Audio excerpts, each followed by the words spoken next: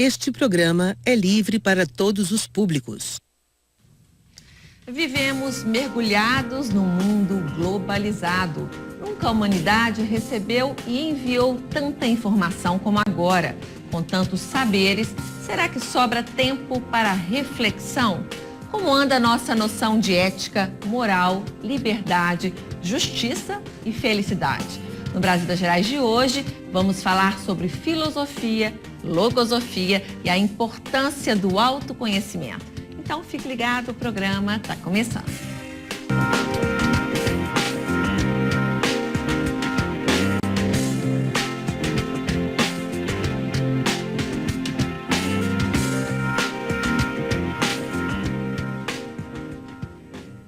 Olá, boa noite, muito bem-vindos ao Brasília Gerais, que hoje mergulha no universo da filosofia e da logosofia, ciências que nos convidam a refletir sobre a existência, o pensamento, a verdade e os valores morais e estéticos.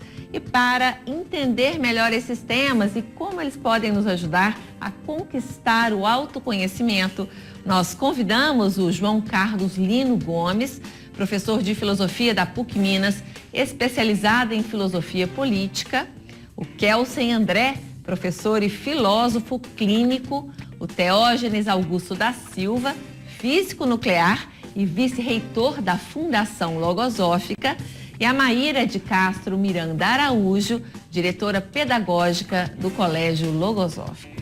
Boa noite a todos vocês, muito obrigada pela presença. Vamos começar então, João, com você nos explicando o que é a filosofia.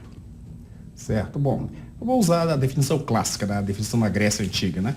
Que a filosofia seria o amor à sabedoria em primeiro lugar, né? Agora é interessante essa definição, por quê? Porque antes do filósofo tinha outra figura na Grécia que encarnava a sabedoria, que era o sábio, né? A diferença entre o filósofo e o sábio seria que o sábio se identifica com a sabedoria. E o filósofo é aquele que sabe que não possui a sabedoria, portanto ele tem que buscá-la. O filósofo, não se confundindo com a sabedoria, ele pode amá-la, só se ama aquilo que não nos pertence, né? Que de alguma forma está separado de nós. Então ele está acima do sábio, né? Não, ele está acima, ele é uma outra referência, né? É uma referência que o sábio serviu à Grécia Antiga até um certo momento, que uma crise profunda de valores, uma crise histórica que a Grécia passou, o sábio deixou de ter o que dizer num dado momento, né? Como acontece nas crises históricas, né? Certas figuras históricas desaparecem para o surgimento de outras. Então o filósofo nasce nesse momento em que a Grécia não tem mais tanta certeza acerca dos seus valores, acerca das suas ideias, acerca do que seja a vida. Aí o filósofo nasce para tentar pensar esse tipo de coisa. Então a filosofia nasce com amor à sabedoria, mas acima de tudo com um discurso crítico, uma fala crítica que tenta perguntar sobre o que são as coisas e, acima de tudo, qual é o sentido, né? Qual é o porquê das coisas, seja na vida política, seja na vida afetiva, seja na vida em geral, né? Mas essa, para mim, hoje, essa é uma das funções principais da filosofia, perguntar-se pelo sentido, num mundo tão rápido que a gente não tem muito tempo para pensar isso, né? Pois é, você falou aí que essa ciência existe desde uma época aí, milenar. Uhum. O que mudou de lá para cá nos rumos da filosofia? Como que ela pode ser aplicada no mundo de hoje? As questões continuam as mesmas ou mudaram? Mudaram muitas coisas, né? Agora, uma delas foi que a filosofia realmente nasce com essa palavra ciência, né? Episteme, a palavra grega, ela cabia bem para a filosofia. Depois, a partir do século XVII, com o surgimento da física de Galileu, a ciência se tornou alguma coisa diferente da filosofia, né? A ciência lida mais com esse mundo imediato, enquanto a filosofia busca alguma coisa que está para além do imediato, né? Que dá sentido para o imediato. Mas também não existe mais hoje, na minha opinião, filosofia, e sim filosofias, né? Na Grécia havia uma unidade de pensamento que nós fomos perdendo com o tempo, mas é uma perda que foi um ganho, né? Hoje em dia você tem várias disciplinas filosóficas, hoje em dia você tem várias tendências filosóficas, né? Mas a busca pelo sentido, como eu disse, continua sendo a marca registrada da filosofia, mesmo que alguns filósofos possam dizer assim, não, isso não é meu interesse. Meu interesse em filosofia é investigar a ciência, meu interesse é investigar a linguagem, né? Mas mesmo sem querer, ele acaba se perguntando pelo sentido, qual é o sentido da linguagem, qual é o sentido da ciência, né?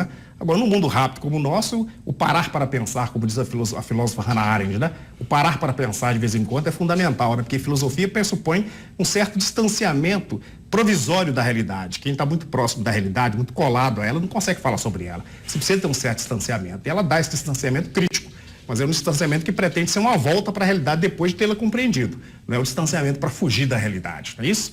Nem o filósofo Platão, que muita gente entende como o filósofo que fugiu da realidade. Não, de jeito nenhum, né? Você vai até o mundo das ideias para retornar aqui e mostrar para os homens que eles estão enganados, né? Eles vivem num mundo de ilusão e pensam que esse mundo é um mundo de verdade, né? Acho que tá fazendo falta no mundo de hoje, viu? Com certeza. Daqui a pouco a gente volta aqui nessas questões. Agora, Teógenes, e a logosofia, ela pode ser considerada um ramo da filosofia? E por quê? Pode. Patrícia, primeiro, obrigado por esse convite. Acho que a Fundação Logosófica ficou muito assim, feliz, né, com essa oportunidade. Eu estou representando a Fundação Logosófica como vice-reitor, né? E essa pergunta, como qualquer área da ciência, você sabe que eu sou físico na área nuclear, né? É difícil você expressar em poucas palavras o que é uma ciência, né? A sensação que me dá é que a gente vive numa praia tão grande, tão bonita, com areias, mares, coqueiros, né? E de repente lembra de alguma pessoa e pega um punhadinho de areia e assim, vou mostrar o que é a praia que eu estava, né? Então, tanto a filosofia, quanto a logosofia, como a física, é difícil a gente concentrar em poucas palavras o que é uma ciência. Mas eu diria assim, olha, logosofia é a ciência da sabedoria. E esses dois termos, para lembrar a gente de duas coisas. Primeiro, a sabedoria a gente adquire com conhecimento. E conhecimento significa algo científico, ou seja, estudo, experimentação, análise, reiteração desse processo. E essa sabedoria que a logosofia está propiciando que todos nós, todo ser humano, toda pessoa possa adquirir, é a sabedoria transcendente, ou seja, o que transcende o nosso dia a dia. É a respeito do si mesmo, o homem, a configuração biopsicológica do ser humano, psicológica espiritual, sobre as leis universais, e sem nenhuma religiosidade até sobre Deus. Então imagine um ser normal, como eu, né? Tenho a minha profissão, não sou estudioso de filosofia, não sou estudioso acadêmico de logosofia, mas começo a estudar conceitos, elementos que vão ser úteis à minha vida. Então, a relação, por exemplo, entre filosofia e logosofia, você me perguntou se é um braço, né? Tudo está interligado. Acho que as duas ciências orbitam em torno da sabedoria, não é verdade? E eu, uma vez, estava dando uma palestra e me surgiu um conto, se você me permite falar rapidamente, em poucas palavras, que está na internet. É aquele conto daquele cientista, né, que é um pensador, né, que vivia preocupado com os problemas do homem, do mundo, querendo consertar o mundo, e tinha um filho pequeno que estava perto dele. E o cientista, né, podia ser até um filósofo, um humanista, né, preocupado realmente, acho que ele fazia parte de uma grande organizações internacionais. Ele queria consertar o mundo. Aí a criança vem, papai, eu quero trabalhar com você. Ele queria se livrar da criança. Então, o que ele fez? Ele pegou uma revista, lembra de uma revista? E a revista tinha um mapa mundi, que era o mundo aberto ali. Ele pegou a revista, cortou em vários pedaços e deu para o filho. Filho, aqui está o mundo todo quebrado, todo destruído, conserte esse mundo. E o cientista pensou assim, vou passar horas, né, livre do meu filho. Passaram alguns minutos, a criança, pai, já montei, assim, impossível. Aí ele vai lá e vê que a criança montou o mapa mundi. Ele fala, mas filha, como é que pode? Você nem conhecia o mapa mundi? Ah, pai, sabe o que aconteceu? Quando você estava rasgando a revista, eu vi que tinha a figura do homem atrás. Então o que eu fiz? Eu desvirei todas as figurinhas, né, os pedacinhos, montei o homem e virei e montei o mundo. O que tem atrás? Está na internet. É uma analogia, né? Analogia. Qual é o foco? Todas as ciências físicas, biológicas, filosofia, tem um homem por trás. De uma forma louvável, está buscando consertar o mundo para dar um mundo melhor para o homem. A logosofia vem colaborar na parte do homem, fazendo com que o homem aprenda a consertar-se a si mesmo. E uma das coisas mais interessantes que eu vivi no estudo logosófico é o seguinte, a logosofia destrói um preconceito que me fazia sofrer muito na adolescência, que pau que nasce torto, morre torto e até as cinzas são tortas. E não é bem assim. Não é, o homem pode se modificar. Então, logosofia é isso, é ciência de sabedoria, essa aproximação de um conhecimento prático, aplicável à própria vida, aplicável a si mesmo. Tentando se melhorar a cada dia, né? E como que... Pode falar. E é interessante, né, que a logosofia, ela apresenta para o ser humano a oportunidade de realizar um processo de evolução consciente, né? Então, isso, assim, torna a vida muito estimulante, né? Essa possibilidade que eu tenho de viver a minha vida cada dia com mais consciência, buscando esse aperfeiçoamento integral, né? E como que essa busca pode ser aplicada na pedagogia, no caso da pedagogia logosófica? Conta pra gente como que essas duas coisas se entrelaçam. A pedagogia logosófica, ela trabalha com vários conceitos, né? E um dos conceitos que nós trabalhamos é o conceito de vida. Para que a gente vive, né? Você falou tão bem sobre os porquês, né? Sim. Para que mesmo que a gente vive? E uma das coisas que a gente tem procurado ensinar para as crianças, né? Que a vida, ela foi feita para aprender, que a gente vive para aperfeiçoar, que a vida é luta, né? Que a vida é uma grande oportunidade. Então, nós oferecemos para a criança e para o adolescente, para o jovem, no dia a dia, a aprender a viver essa vida com mais consciência. Com mais sentido. Buscando querer ser melhor, buscando pensar nas coisas que são permanentes, buscando fazer o bem conscientemente, porque também não adianta eu ficar, né, cada dia melhor, eu ser cada dia, né, um ser humano melhor, esquecendo da humanidade. Então, a gente trabalha com esse conhecimento de si mesmo e com o aperfeiçoamento de forma feliz, de forma natural, de forma estimulante, pensando, né, que levando a pensar que a vida, ela tem um significado muito transcendente e que nós estamos aqui e devemos conhecer, né, que missão é essa, né? Que objetivo é esse? O que mesmo nós estamos fazendo aqui nesse planeta? Ah, que bacana. Então, as crianças são estimuladas e os jovens a pensarem sobre essas questões. Tá certo.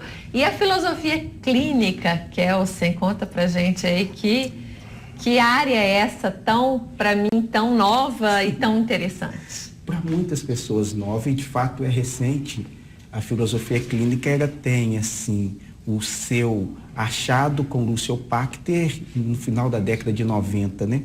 E é interessante porque esse movimento da tentativa de colocar a filosofia para discutir as questões do cotidiano, para tentar dar um sentido à vida das pessoas, mais de uma prática terapêutica. E Lúcio pensou isso aqui, algumas pessoas pensaram isso na Holanda, outras pessoas pensaram isso na França, Marinoff pensou isso no Canadá, da filosofia dando sentido aos seres humanos, né, o homem como essa medida de todas as coisas, para a gente solucionar os problemas que nós próprios criamos. E pensar nisso numa perspectiva um pouco diferente da psiquiatria e da psicologia, que seria em perceber o modo de ser na singularidade de cada um, ou seja, cada um de nós temos as nossas peculiaridades, as nossas singularidades, e os rótulos e os estereótipos talvez já não nos encaixe mais nessa sociedade contemporânea, quando você abre e fala dessa quantidade de informação, desse mundo globalizado, ao mesmo tempo que estamos muito iguais, vamos percebendo que as dores, as angústias, as decepções, as buscas, elas estão ficando cada vez mais insistentes, né? E a filosofia clínica, então, ela tem a proposta de auxiliar o outro a encontrar-se. Ela busca dar um fármaco, um alívio, uma tentativa de sentido, um acolhimento para essas pessoas, para nós de modo geral, né? Porque nós convivemos. Então, se o outro alivia a sua dor, nós humanizamos a nossa sociedade como um todo. Então, é uma proposta muito interessante, de fato. Curioso é que com o próprio certeza. Sócrates, né? O próprio filósofo Sócrates na Grécia, ele já se dizia o médico de almas, né? Perfeito. O médico da psique, né? Psique teratosa. Já estava lançando psicoterapeuta. a sementinha aí da filosofia clínica, Estava. né, gente? O caminho é longo, mas as ferramentas estão todas aí. Daqui a pouquinho a gente volta falando mais sobre filosofia e logosofia. Não saia daí, eu volto já já.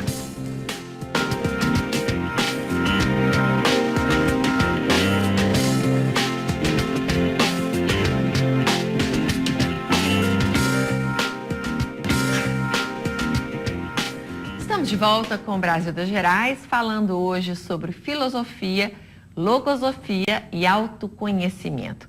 Maíra, no bloco passado você explicou para a gente um pouco da pedagogia logosófica. Agora, como que essa forma de se pensar e de se ensinar, ela é aplicada no dia a dia do colégio logosófico, por exemplo? As disciplinas são transversais, ou seja, elas conversam com essa busca pelo autoconhecimento, ou vocês têm aulas separadas para falar disso? Como é que isso funciona no dia a dia mesmo na escola? A logosofia, ela está presente o tempo todo, né? Na realidade, o docente, o educador, se ele realiza os conceitos logosóficos, naturalmente, né? Ele apresenta para a criança e para o adolescente esses conceitos. Então, não existe uma aula de logosofia, né? Nós trabalhamos no dia a dia, na escola logosófica, com alguns conceitos, estimulando esse aperfeiçoamento, né? Esse conhecimento de si mesmo nas disciplinas. Às vezes a gente tem oportunidades específicas, né? Agora mesmo nós estamos desenvolvendo um projeto no colégio sobre a honestidade, um conceito tão importante hoje em dia. Nossa, né? super E tem sido uma experiência fantástica. Nós apresentamos para os adolescentes o conceito, conversamos com os adolescentes sobre o conceito e estimulamos a prática. Então hoje nós temos no colégio um autosserviço de açaí. Para quê? Os adolescentes receberam o conceito. Agora eles têm que praticar, experimentar. E além de praticar e experimentar, faz parte também do método logosófico a difusão daquilo que se aprende. Porque quando a gente difunde, a gente fixa o conhecimento, né? E faz o bem também, que é algo importante que todo ser humano deveria realizar, né? O bem a si mesmo e também o bem para os demais. Então, a pedagogia logosófica ela está presente o tempo todo, né? Dependendo muito do educador. E esse autosserviço, na prática, a criança pega o sorvete ou o açaí e não tem que pagar por ele? Não tem ninguém tomando conta. Ela deixa o dinheiro? Tem uma caixa, eles colocam o dinheiro, pegam o açaí e pediram para a gente colocar também um leite em pó. Então, cada um pega o seu leite em pó e o seu açaí e coloca o dinheiro dentro de uma caixinha, né? E aí, no final do dia, vocês contabilizam quantos açaís, sorvete saíram e quanto tem de dinheiro. Isso. E como é que tá essa conta aí? Tá fechando direitinho? Olha, o ano passado nós começamos o projeto passado com o sorvete, né? Vivemos, claro, né? Sim. Que alguns adolescentes não pagaram, mas pouquíssimos. E voltamos a conversar com os adolescentes sobre a importância, né? Da prática do conceito, sobre o respeito aos colegas, sobre a oportunidade que eles estavam tendo e fechamos o ano com 100%. Olha só. Né? E aí, em função do vivido e do resultado, nós demos continuidade ao trabalho e esse ano perguntamos para eles, né? O que vocês querem? De que forma nós poderíamos dar continuidade a esse projeto que estimula a prática e experimentação de um conceito tão importante? E aí eles sugeriram então o açaí. Então hoje nós temos lá, né, na hora do recreio, eles ficam à vontade, eles vão, abrem o freezer, tiram o açaí e a gente vai fazendo essa contabilidade, né, contabilizando e conversando com eles, né, sobre a experiência, os resultados, estimulando muito sempre o aperfeiçoamento. Que legal. Isso é interessante, porque uma vez eu fiz uma palestra para crianças de 14 anos, entre 12 e 14 anos, e meu público não é um público infantil, nem adolescente, eu sempre dei aula para adultos. Esse dia eu aceitei fazer a palestra num colégio de Belo Horizonte, tanto que quando eu estava indo para o colégio fazer a palestra, no meio do caminho eu pensei, onde é que eu me meti? Porque eu não conheço esse público, né? Mas aí, a lição dada tem que ser feita aí, né? Então, eu falei sobre ética, exatamente, para eles. Então, na medida que eu fui falando, eu percebi que os alunos fizeram um silêncio absoluto, e me olhando fixamente, falei, eu estou entendendo, eu não estou entendendo nada, estão estupefactos aqui. Mas quando foi minha surpresa, que eles me procuraram, depois perguntaram, depois eu fui chamar de novo para falar para uma outra turma, porque eles comentaram com outras turmas, e eu percebi o seguinte, na verdade, eles tinham um conjunto de inquietações, mas não conseguiam traduzir aquilo em conceitos, né? Eles viam a experiência da mentira, mas não conseguiam pensar a mentira. Eles viam a experiência da desonestidade, mas não conseguiam pensar a desonestidade. Então, eu dei os conceitos, eles encaixaram os conceitos com as práticas. Então, quando você falou do açaí, quer dizer, eles estão ao mesmo tempo pensando um conceito e pondo o conceito na prática, para evitar aquilo que pode acontecer, como o Eduardo Janete Fonseca, economista, fez uma pesquisa uma vez, segundo ele, perguntou na pesquisa, vocês acham que o Brasil é um país corrupto? 90% respondeu sim.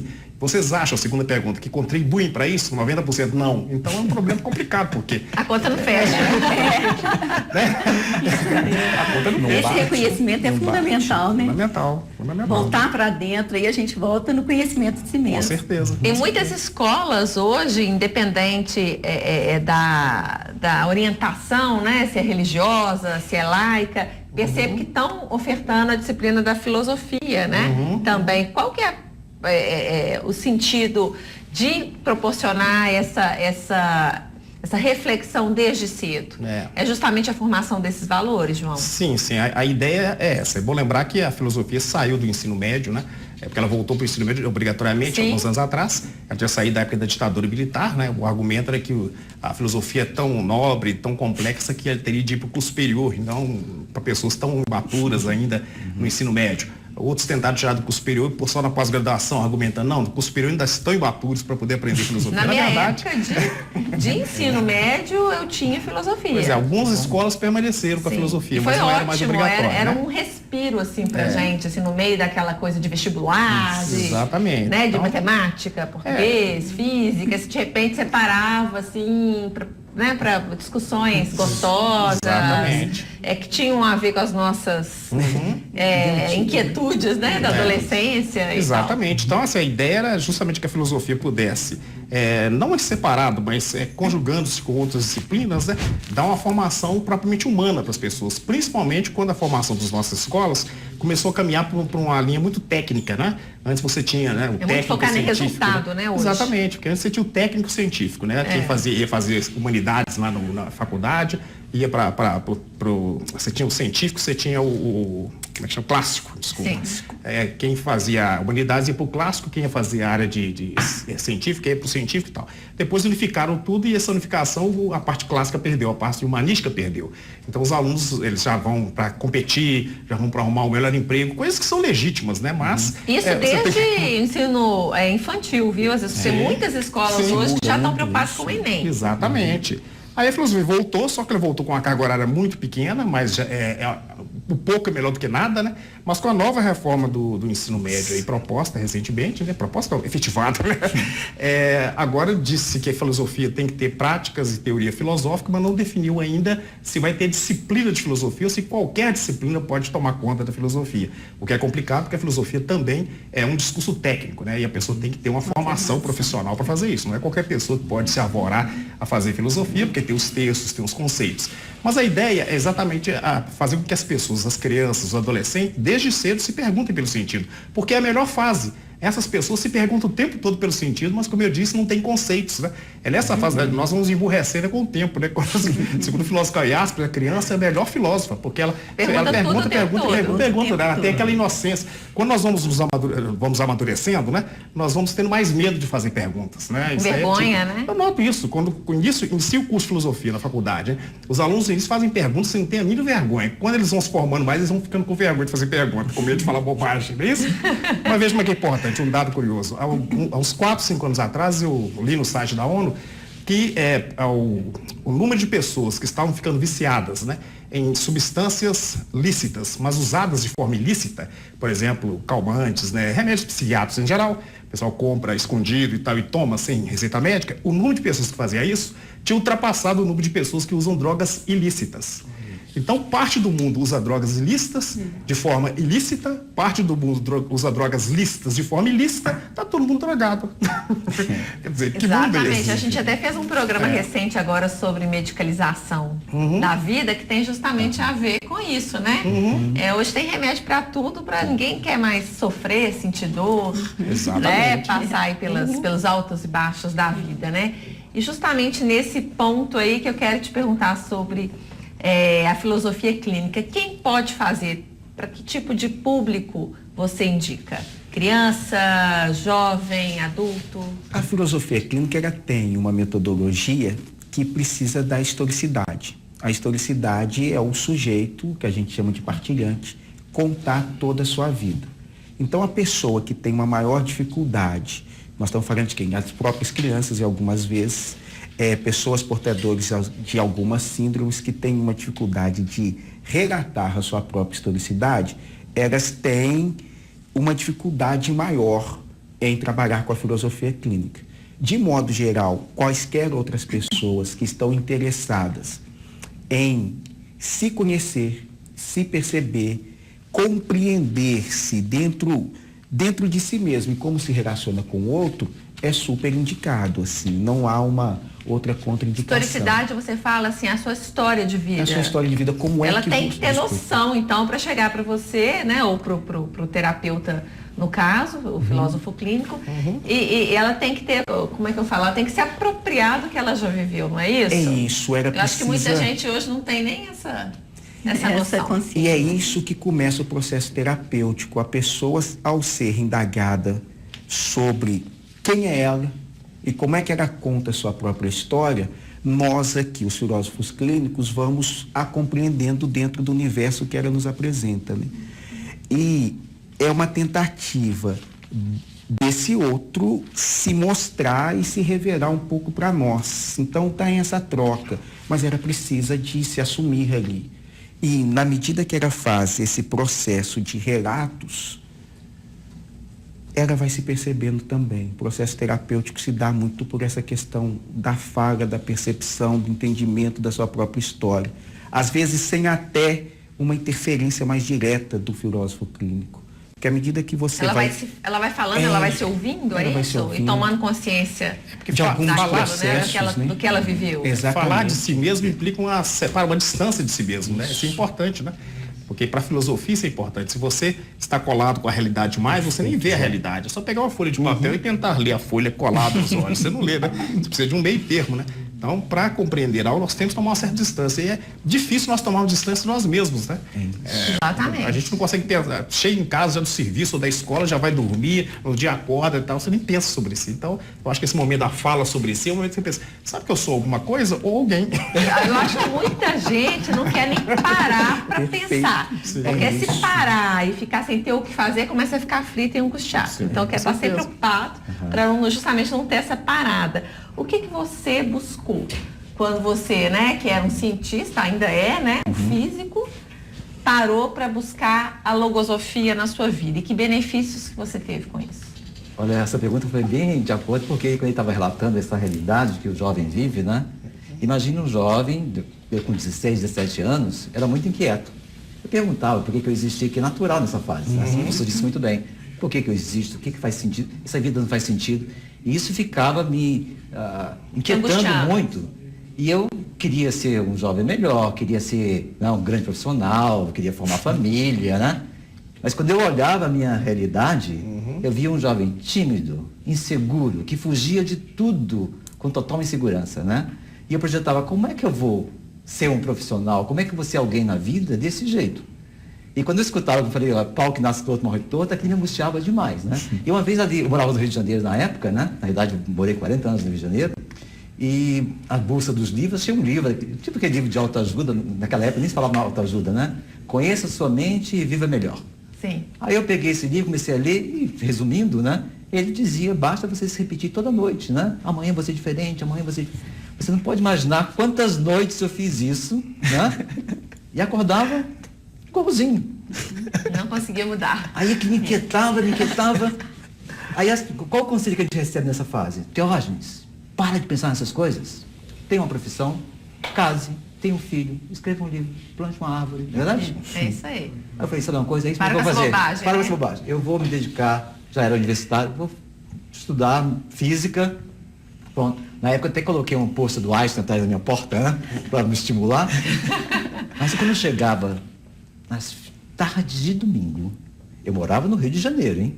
Cidade... Praia, sol, né? Mas a tarde de domingo, aquela angústia, aquele... Vazio. Aí eu falava assim, tudo bem, eu quero ser um bom profissional, quero ser um bom marido, quero ter filhos, quero escrever um livro, plantar uma árvore, mas tem que ter algo mais na minha vida. E foi nessa fase que eu encontrei a logosofia. E o primeiro assunto que eu abri a logosofia é o seguinte, o primeiro ensinamento que eu vi, que o homem possui dentro de si riquezas ignoradas, e como desconhece essas riquezas, isso o leva a se fundir à multidão anônima. Que foi o que o professor mencionou muito bem. Né? E você se sentia mais um no meio da multidão? Mais um. E eu queria ser alguém. Eu falei, gente, eu quero esses conhecimentos para mim. além da profissão, além de tudo que eu fazia, aqueles conhecimentos podiam me ensinar a ser alguém. Já se passa bastante tempo, desde aquela idade de 21 anos, né? Já e você com 63, conseguiu se descolar, né, da multidão? Muito. Muito. Sabe por quê? A gente aprende a trabalhar como indivíduo. Não só pensando em si, né? Mas pensando bem no ser humano. Sabendo que melhorando a si mesmo, você pode melhorar a humanidade, né? Aquela imagem que eu dei. Então, vale a pena, a angústia, valeu. Não, a angústia é natural. Ela te moveu, né? O que se faz, menino, para de pensar nisso, dá alguns remédios para acalmar as crianças, né? Um jornalista mesmo disse, eu ganhei tanto vitamina quando eu era adolescente que agora eu nem penso em nada. É a maior maldade que se faz ao ser humano. Não é, professor? É uma maldade que se faz ao ser humano. Silenciar, né? Não, hoje em dia qualquer criança mais agitada é hiperativa, vamos dar o remédio, né? Exatamente, é silenciar o sujeito, né? A gente falou sobre isso no programa. Ô, gente, o papo tá bom, mas eu tenho que chamar agora mais um intervalo. Se você tem alguma pergunta ou comentário para fazer sobre o tema de hoje, manda pra gente. Eu volto já já.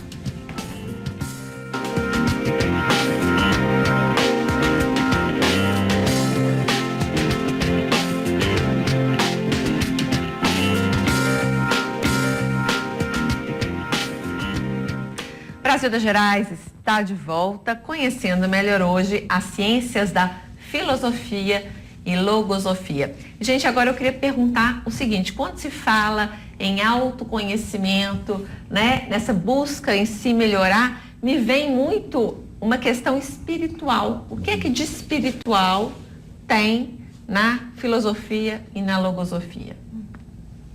Quem quer começar? Na filosofia a gente entende o espírito, como os gregos entendiam, né? São 3 palavras para espírito, a palavra que a gente usa, a palavra nous, que é espírito enquanto inteligência, né? Então não é um elemento que está fora do mundo, não é um elemento que está no espaço, é um elemento que faz parte da nossa própria experiência, né? E agora nós somos corpo e somos também inteligência, então nós recebemos do mundo sensações através do nosso corpo, mas nós temos que traduzir essas sensações de alguma forma, então a inteligência permite isso. E o espírito é essa inteligência que ela tenta ir além das aparências.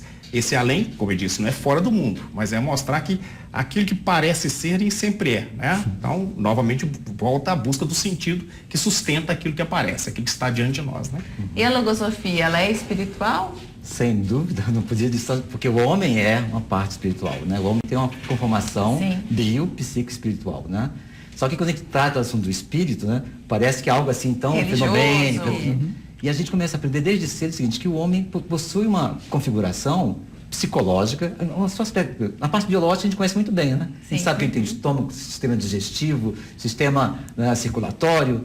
Se a gente pergunta assim, qual é o sistema que está dentro do ser humano? Como é que se compõe o sistema mental? O sistema sensível? Como é que funciona? Ninguém fala disso. A gente sabe que a fisiologia, que é o perfeito funcionamento dos órgãos, é fundamental para a vida física. E como é que é na parte psicológica e espiritual? E aí foi um aspecto interessante que eu descobri, né? Quando eu me dei conta disso, foi algo fantástico, que nós temos uma parte biológica perfeita que funciona sem nós precisarmos fazer nada. Na parte psicológica, nós nascemos imperfeitos e temos que desenvolver essa parte. Tanto que a gente fala de desenvolver a inteligência, a parte de pensar, né? Sim. A logosofia permite que a gente tenha essa visão dessa configuração psicológica, que é um sistema mental, que tem a mente, tem várias capacidades de pensar, de refletir. E a gente começa a perceber o seguinte, a gente não pode resolver problemas com a imaginação. Quem resolve problemas é a capacidade de pensar. A gente não pode apenas confiar na memória. A nossa educação toda hoje é baseada na memória, né? Que é um grande erro. A educação, o nosso aprendizado tem que ser com base no entendimento. Então a logosofia, apenas lembrar o seguinte, é uma ciência, enquanto a filosofia é milenar, a logosofia começou a ser ensinada em 1930, em Córdoba, 87 anos. É jovem, né? Jovem. Tanto que ela não está indo para a academia, ela está indo junto às pessoas de diferentes profissões, né? Não precisa ser físico nuclear com doutorado, né? Na Fundação Logosófica, nós temos todas as pessoas de todas as categorias que queiram aprender um conhecimento que possa ser útil para ela mesma. E diferentes religiões também? Diferentes religiões, né? A pessoa começa a ter essa noção da configuração psicológica e começa a ver que existe a parte mental, existe a parte sensível da sensibilidade, dos sentimentos, começa a perceber quando é que ela está pensando em realidade, que muitos acham que pensam mas não pensam, repetem o que os outros dizem, não é isso, professor? Sim, com Não certeza. tem dúvida. Ter essa consciência desses recursos internos, isso faz a grande diferença. É o ser humano visto de forma integral. Integral. E usando Sistema mental, todas sistema as suas sensível. as suas potencialidades na resolução dos problemas do dia a dia. Seria isso? Agora, quem faz todas as nossas perguntas? O que eu existo? Existe vida após a morte? O que vai acontecer? O destino está prefixado? O que eu estou fazendo aqui? Essa partícula divina, para a logosofia, é o espírito. Tire do ser humano o espírito, ele não é nada. Não vai ter inteligência, não vai poder pensar, vai ser igual a um animal qualquer. Isso faz diferença. Então, se a logosofia foca o ser humano, ela tem que abordar o aspecto do espírito. Mas um conceito muito claro, muito palpável, que a gente começa a perceber no dia a dia. E, gente, eu acho que a pergunta que eu não posso deixar de fazer nesse terceiro bloco: como que a gente pode utilizar tudo isso que a gente está conversando aqui no nosso dia a dia, na nossa profissão, na nossa família, nas nossas relações? Como sair do campo das ideias e colocar tudo isso em prática? Então, Kelsen. é fundamental essa abordagem que começa, a logosofia aí que você estava citando, então, década de 30, né? Muitos filósofos vão tentar fazer essa abordagem de trazer a filosofia para a prática. A filosofia não é apenas uma abstração mental e nem a ciência vive apenas de abstrações. A ciência, a filosofia, ela nasce de problemas reais e concretos. E, infelizmente, hoje, quando a gente ensina e aborda isso, a gente distancia ao extremo, né? E perde esse contato, essa referência com o cotidiano. E o mundo de hoje muito rápido, muito acelerado, ninguém tem tempo ou disposição para ficar filosofando nesse sentido mais de parar para pensar. Viajante da palavra, mas né? o ponto é que a filosofia, nesse aspecto viajante, é por culpa ou responsabilidade dessa perda de sentido. Porque quando você recupera o sentido dessa inquietação jovem, que o aluno está lá com a gente perguntando, questionando, é muito perto do que René Descartes estava pensando no século XVII. Então, se a gente lê aquilo, dá para aplicar. A filosofia prática, a filosofia clínica, as outras filosofias, elas têm como proposta auxiliar nós, no nosso cotidiano e no nosso dia a dia, praticar isso. Mas praticar de que modo? Eu posso parar para pensar sobre a minha vida.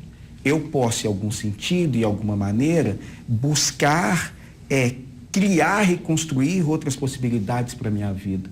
Eu posso compreender melhor o todo que está à minha volta. E por mais louco que seja o pensamento abstrato, ele é muito prático e concreto. De fato, o pensamento altera realidades. A gente fica muito nessa onda do pragmatismo, nessa vivência da correria que nos exige das respostas mais rápidas e imediatas, mas muitas vezes parar, pensar, planejar, que o pessoal da engenharia tem feito isso, a sociedade, de modo geral, pede o conhecimento filosófico. E você consegue até uma produtividade maior, muito não é? maior. Se você der essa parada. Respirar, pensar, projetar, nossa, muda muito os cenários das coisas. Esse afastamento aí da filosofia com relação à vida se deveu muito também à criação das academias, né, das universidades. Não é só a filosofia que sofreu com isso, né? Se você pensar bem, você pode ensinar, um dia eu li um livro de um cientista, agora me fugiu o nome, você pode ensinar química ou física dentro da cozinha, né, fazendo comida, porque todos os elementos que estão na física que a gente estuda na escola acontecem no mundo. Então, assim, eles estão presentes no mundo, mas muitas vezes o professor tem dificuldade de fazer essa ponte entre o que ele está falando conceitualmente e o mundo ao redor, fica parecendo uma coisa longe, né? Ele está falando do movimento retilíneo dos objetos, que isso é uma coisa que só tem nos livros. É na física mesmo, né? Quando a gente começa a entender que os fenômenos da física estão presentes no nosso dia a dia, fica tudo muito mais interessante também. Quando começa essa chuvinha primeira, que a gente tem que fácil derrapar o carro, se a maioria das pessoas prestasse atenção em física, não batia com o carro. Você perceber que tem que dirigir diferente quando aquela chuvinha faz a areia do asfalto, né? Que você fica, você acha que pode frear o carro a mesma distância, né? Então, assim, né, basta você passar. Da filosofia é a mesma coisa. Uma coisa são os conteúdos filosóficos, outra coisa são os conceitos que a gente usa para passar esses conteúdos. Que eu fui meu aluno, eu sempre faço isso, dar exemplos concretos em sala de aula para mostrar os conceitos. E vocês fazem isso também lá no tempo colégio? todo, né? A logosofia, ela é muito prática, né? tem um conceito que ele faz toda a diferença no dia a dia, que é o conceito de pensamentos, né? A logosofia diz o seguinte, que nos pensamentos está a causa de tudo. Mudando os pensamentos, a gente muda a vida. E os pensamentos são entidades autônomas com vida própria, que passam de uma mente para outra, que podem ser positivos ou negativos. Então, a todo momento, nós sofremos a influência dos próprios pensamentos e somos influenciados pelos pensamentos dos demais, né? Então, como que a gente faz isso, né? Vou trazer assim, um exemplo simples, né? Eu fui levar a minha mãe ao médico. Minha mãe está idosa, fui levá-la ao médico e a gente tem que esperar, né? Muitas vezes a gente tem que esperar. E é interessante que nessa espera, às vezes, quando nós não estamos atentos, né, nós começamos a ficar impacientes, intolerantes, né, ficar irritados. E o que é que eu aprendo, né, com a logosofia? A tentar viver, né, as situações do dia a dia com mais consciência, sem perder energia, sem perder tempo, sem me desgastar, né, e desfrutando do momento. Então, ontem mesmo, enquanto eu estava lá com a minha mãe esperando para ser atendida, pensando assim, gente, que oportunidade que eu estou tendo de estar perto dela, não é? Estou esperando mesmo, mas estou aqui cultivando uma paciência que é inteligente, né? Que isso eu estou aprendendo com a logosofia, e estou desfrutando da presença dela, né?